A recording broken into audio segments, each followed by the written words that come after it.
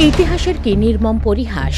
হাসিনা যাকে চন্দ্রিমা উদ্যান বানিয়ে শহীদ জিয়ার নাম মুছে ফেলতে চেয়েছিলেন, আজ সেই জিয়া উদ্যানেই স্বামীর ঠিক পাশেই পরম শান্তিতে ঘুমিয়ে আছেন বেগম খালেদা জিয়া। ক্ষমতার দম্ভে হাসিনা ভুলে গিয়েছিলেন মানুষের ভালোবাসা যার সঙ্গে থাকে মহান আল্লাহ তার প্রতি সদয় থাকেন।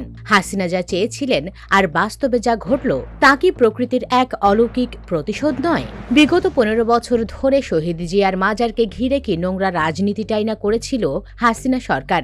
মানুষ যাতে তাদের প্রিয় নেতার কবরে শ্রদ্ধা জানাতে না পারে সেজন্য জিয়া উদ্যানের লেকের ওপরের ব্রিজটি পর্যন্ত তুলে নিয়েছিলেন বা অকেজো করে দিয়েছিলেন হাসিনা। গণভবন সংলগ্ন লেকটির পানি ইচ্ছাকৃতভাবে শুকিয়ে রাখা হতো, ফোয়ারাগুলো বন্ধ করে দিয়ে ময়লার ভাগাড়ে পরিণত করা হয়েছিল পবিত্র এই স্থানটি। লুইয়াই কানের নকশার দোহাই দিয়ে এখান থেকে জিয়ার কবর সরিয়ে ফেলার নীল নকশা চূড়ান্ত করা হয়েছিল।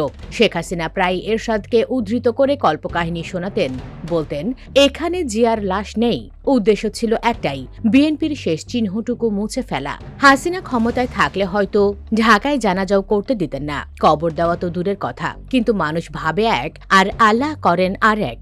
হাসিনা চেয়েছিলেন জিয়া উদ্যান থেকে জিয়ার নাম নিশানা সরাতে, অথচ আজ তিনি নিজেই দেশ থেকে বিতাড়িত।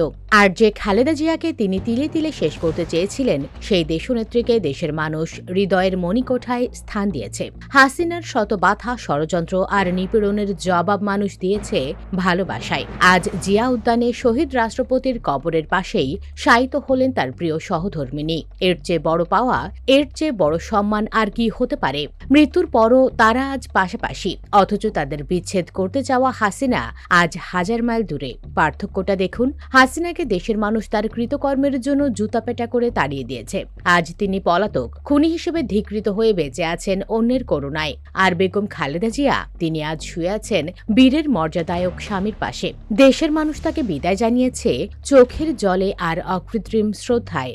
আফসোস একটাই, হাসিনার অমানবিক নিপীড়নে জীবনের শেষ সময়টা তাকে অসুস্থতায় কাটাতে হয়েছে। সুস্থ থাকলে হয়তো দেশ ও জাতিকে তিনি আরো অনেক কিছু দিতে পারতেন। এই ঘটনা প্রমাণ করে ক্ষমতা দিয়ে সবকিছু দখল করা যায়, কিন্তু মানুষের মন আর মাটির অধিকার কেবল ভালোবাসা দিয়েই পাওয়া যায়।